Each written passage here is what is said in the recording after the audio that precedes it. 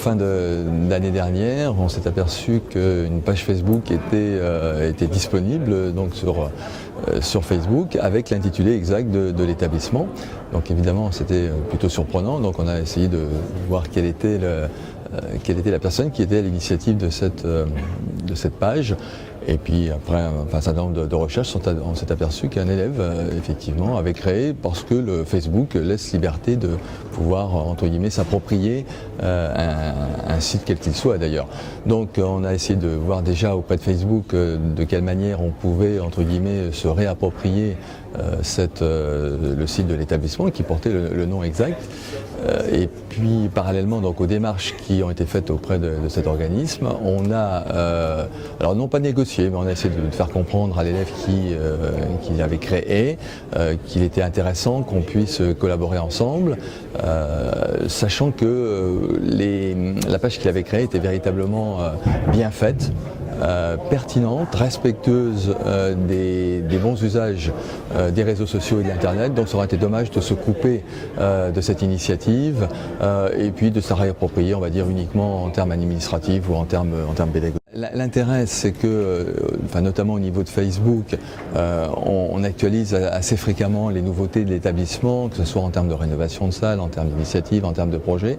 Et au niveau des j'aime, effectivement, on s'aperçoit qu'il y a énormément d'anciens élèves qui viennent faire des commentaires, qui viennent s'y intéresser.